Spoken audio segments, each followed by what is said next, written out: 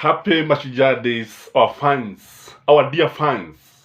Let me take this opportunity to wish all our fans happy MASHUJAA Day. This is the day when mashujaa wengi kama vile Bildad Kagia, Ochieng Oneko, Jaramogi Oginga, Jomo Kenyatta and others akina, I think, Gay, were arrested and taken to Kapeguria. We refer to them as the Kapeguria Six. And after that, we have had so many shujaas. We have had so many heroes and heroines. Even the second liberation heroes, akina Raila Amolo Odinga, James Orego, Anyanyo, Paul Mwite, Martha Karua, and others. Ni mashujaa, ni majagina. Even even now we have other liberation heroes. For example, those people who came up with the M-Pesa revolution, to me, ni mashujaa. Wewe ni shujaa wa kipindi hiki na chano hii. In fact, you are my heroes and heroines. And thank you very much, our fans, for the way you have stood us, you have stood with us, the way you have supported us. Some always commenting, liking our videos. For sure, I don't take it for granted. I'm really, really grateful. It's only that I cannot be able to mention each and every one of you by name. Otherwise, I'm really, really humbled by the way you have been supporting us. Continue supporting us, because it is here that we interact and make some decisions. It is here that we are able to know what is happening in our Kenyan country, in politics, in the economy, in our social life, and so on and so forth.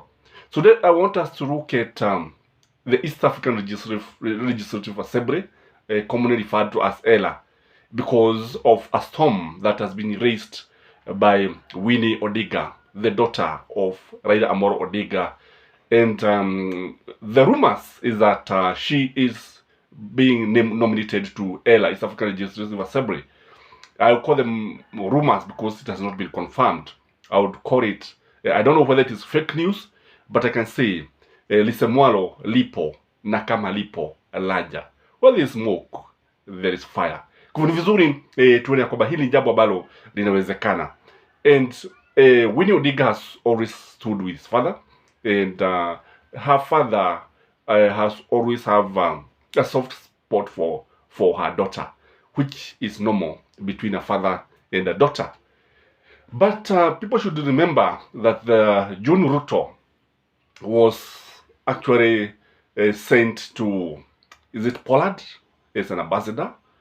And that time, I think the girl was too young. She didn't even know what the work entailed. Kwa hivyo kile ambacho tunasema ni kwamba ni wengi wapo katika hali hii, hasa watoto ambao wamezaliwa na watu mashuhuri. Remember, even Gideon Moi is said to be eyeing the East African Legislative Assembly, kwa sababu yeye anataka pia achaguliwe. Don't forget that Gideon is the son of the late Toroitich Arap Moi. There is also Kennedy Kalonzo, who has been serving in the East African Legislative Assembly, and his name is also being proposed. Remember, even Mudavadi became the, I think, Minister for Finance, barely at the age of 29, and because his father was the Minister for Local Government. When you look at Uhuru Kenyatta was and is still the son of the first president of the Republic of Kenya, Raila Amolo Odinga, and there are so many. And don't be surprised when you see people like Nick Ruto vying for political offices. Don't be surprised ukiona watu kama hawa wakianza kuingia katika siasa. But now I want us to look at the implication of this proposal of Winnie Odinga, especially to the ODM party. So if you're here for the first time, this is Rashis Kaman TV, the tallest man in Black Africa. Take that minute, subscribe for our viewers. I request one thing: just support us by liking this video, and we'll be very, very grateful. Those who are supporting us in diaspora, we are also very grateful, because we have fans all over the world. So the first thing is that people are saying that Kanini Kega should have been nominated. They are saying that Kanini Kega has been betrayed. But I would like to put it very clearly that Kanini Kega cannot be nominated by ODM in East African Legislative Assembly. The only party that can nominate Kanini Kega is Jubilee, because Kanini Kega is not a member of the Jubilee, not a member of ODM. So ODM can only nominate its own. And in this case, there are many people who could have been nominated, and they are die-hard supporters of Raila Amolo Odinga and the ODM party. So that is that. The other thing is that what we know is that this, I will call them rumors, and they have not been verified. They have not been confirmed. If they turn out to be true, then what we are likely to say is that what is happening in this country is not good at all. You agree with me that most of the members of the county assembly, most of the executive members in the county assembly, those who are working with the governors, the various executive committees, these people are related actually. When you look at it, whether you like it or not, you find most of them are related. Most of them have been proposed by relatives. Most of them have been proposed by friends.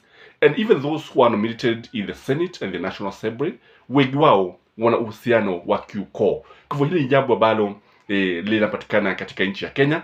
And by the way, it's not only in Kenya, because you remember Bush Jr. and Bush Sr. were both American presidents, and there's no much you can say. Remember even Clinton and Bill Clinton. So ni mambo ambayo yamekuwa pale kote duniani. Likely to say is that ODM's perception is likely to suffer. You know, perception is key, is everything in every political party. Because what we know is that, ODM is seen as a revolutionary party, a reformist party, a party that starts with the people when things are very bad, a party that can keep the government on its toes, the party that can show the direction where there is none.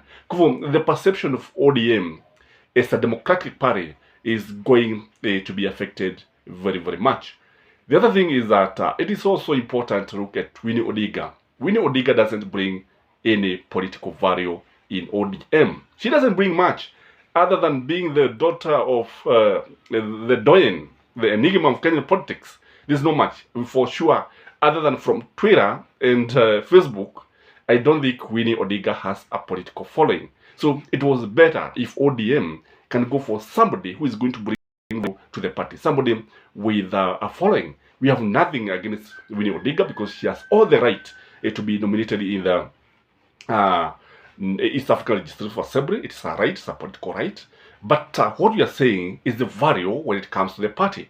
The other thing is that when you look at Raila Odinga, his image will be dented, because people see him as somebody who is a Democrat, somebody who is a social democrat, somebody who is fair to when it comes to people, when it comes to ruling the country, when it comes to nomination. Kwa watu wataona kwamba ili vile ambavyo walikuwa wakimuona labda watabadilisha. And the other thing is that we can see, if it is true that she will be nominated in the assembly, the elevation of the girl child is something good. So it has a positive connotation, because of by the virtue that Winnie is a girl.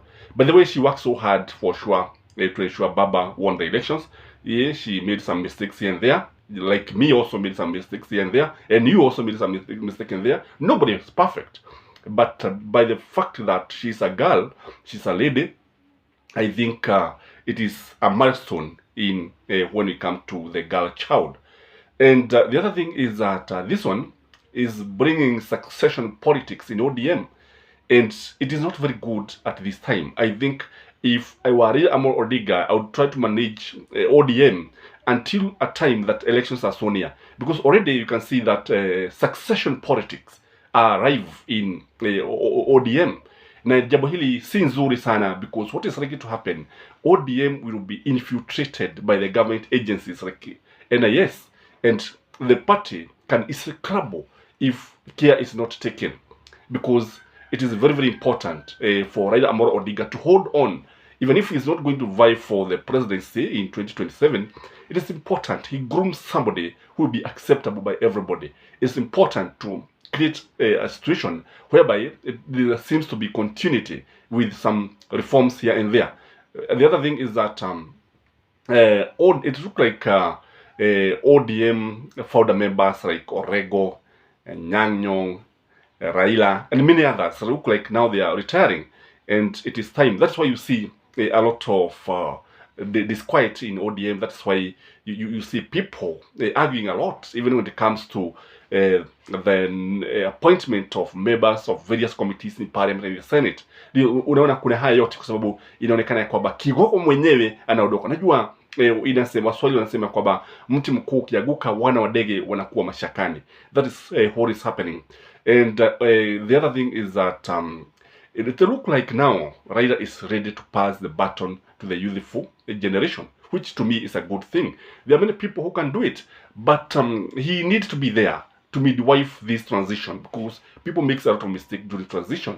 Ni kwa sababu if he doesn't take care, we are likely to have people who are not loyal to ODM being in the forefront, wakijifanya pale ni watu ambao kwa sababu itakuwa ni kama buzi ambaye amevaa ngozi ya chui, ama chui amevaa ngozi ya kondoo. I think it should be that way.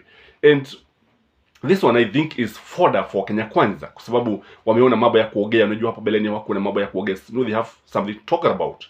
And remember that ODM is the largest political party with the largest following in Kenya. That is a fact and cannot change the fact. The other thing is that, as I have said, it is the only reformist party in the country. So we should care should be taken. And any proposal, if I ask for my proposal, I would ask Baba and his people to nominate somebody who is youthful, somebody with a following, somebody who brings value, both sentimental and political value, somebody with a future. I'm not going to propose the name, but I think ODM is not short of that, guys. I don't know what you think, but that is my take. Until next time, bye-bye.